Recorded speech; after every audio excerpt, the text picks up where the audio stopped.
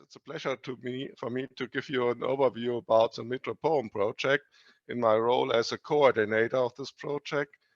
Metrology stands for Metrology for the harmonization of measurements of environmental pollutions in Europe.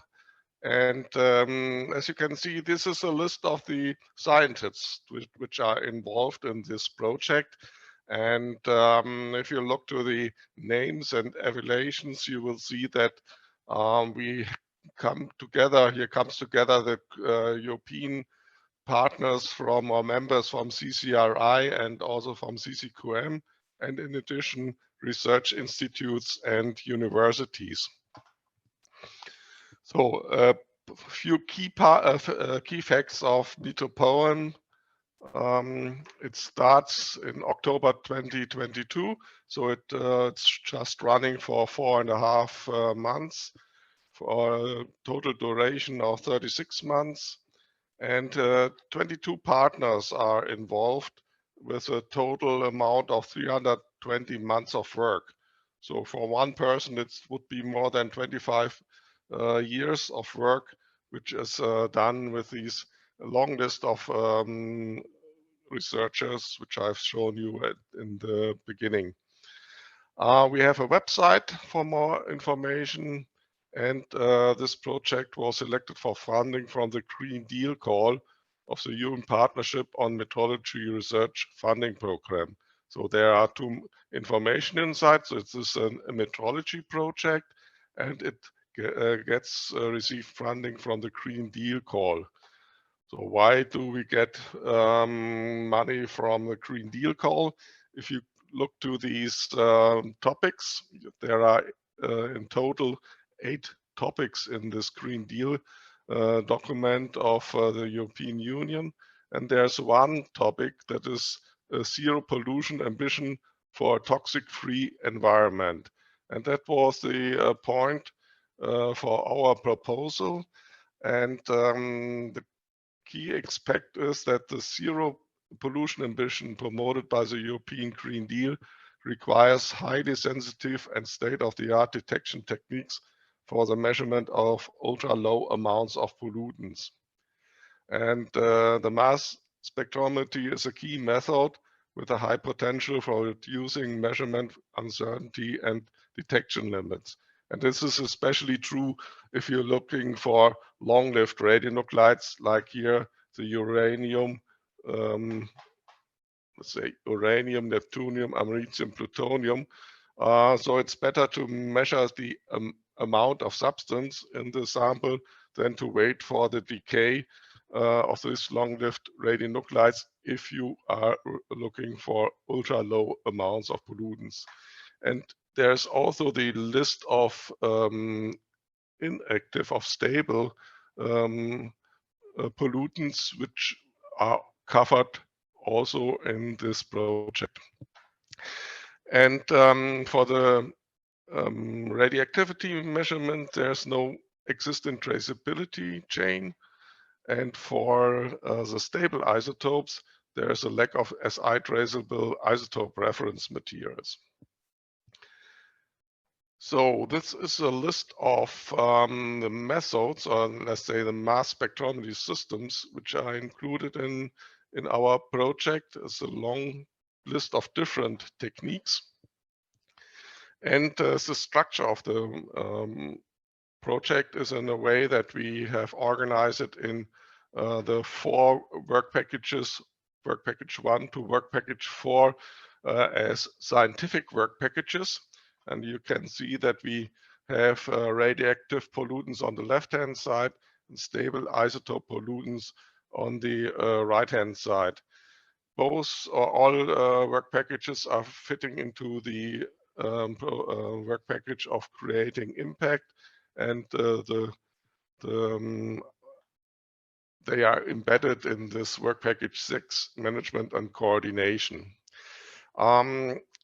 So to speak a bit about the radioactive pollutants, we will look to the becquerel per gram of radioactive pollutants, as well as to isotopic ratios of radioactive isotopes. and the stable isotope pollutant part will focus on the isotopic ratio of these stable elements, which I have shown before. Then let's have a look a bit to the objective and outputs of the single work packages. So in the work package 1 is establish and compares the selectivity and detection limits of different mass spectrometers. We are working with this list of radionuclides, and the output should be that we have traceable standards and methods for single, mixed, and isotope ratio nuclide measurements. And I have to say that we will use both techniques, so radiometric techniques, radioactivity metrology techniques for single and mixed radionuclide, and in addition also the mass spectrometry system. So we bring together these both kind of measurement methods. And another output should be a comprehensive assessment of mass spectrometry instruments for low-level radionuclide measurements. So far, we have determined the activity levels and isotopic ratios within work package 1 in the first months, and also the good relation between work package 1 and work package 3, because these traceable aqueous standards containing radioactive pollutants will be used for spiking the materials in work package 3. And work package 3 is the development of 2 radioactive reference materials, liquid and solid. Yes, as it said, we want to have 2 different materials spiked with the activity standards from work package 1, and the output should be an extensive comparison of the instrument capabilities. So we have, as I mentioned, a large variety of different instruments, and the output should be a harmonization of mass spectrometry measurement methods. And also for the radioactive reference materials, we are addressing the isotope fractionation. So far, we have the concentration and activity ranges and the targeted uncertainty selected. And for the solid reference material matrix, there's let's say research going on or measurements going on to have or to find a material with low moisture uptake, and the design of preparation procedures is starting soon. Now going from these radioactive materials to the stable isotopes, we want to establish, although the work package is named Advancing Stable and Long-Lived Radiogenic Isotope Ratio Measurements of Environmental Pollutants. The output is that the SA traceable methods for determination of isotope ratios of these stable elements by multi-collector ICP-MS and single collector ICP-MS, the analyte separation method, and the evaluation of instrument mass fractionation. In progress, the relevant reference materials for calibrations are identified, including also the lack of materials, for example, for antimony. It's difficult to find the right starting material. The element isotope systems assigned to the participants, the method development for the matrix and element separation in seawater is ongoing, and also the investigation and modeling of instrument included fractionation is ongoing. Work package 4 is then the development of SI traceable certified reference material. This is a one certified seawater reference material, and it's still in progress. We will have 100 liter of North Sea water, which is divided in aliquots. The concentration ranges and uncertainties for target elements are selected. So storage conditions are are established, and the test temperature for stability analysis. So homogeneity measurements are ongoing, short-term stability measurement, long-term stability measurement, and detailed design of characterization has been started to settle with the work package partners. That is status of the work package 4. For creating impact, I have to say that this is a major requirement for all European project, that you have to demonstrate in each project how you can disseminate, communicate, exploit your results.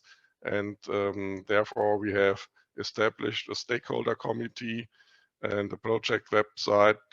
These are all plans for different kind of publications, of presentations, of input for standard committees, for good practice guides, training courses, and of course, last but not least, the dissemination of reference materials.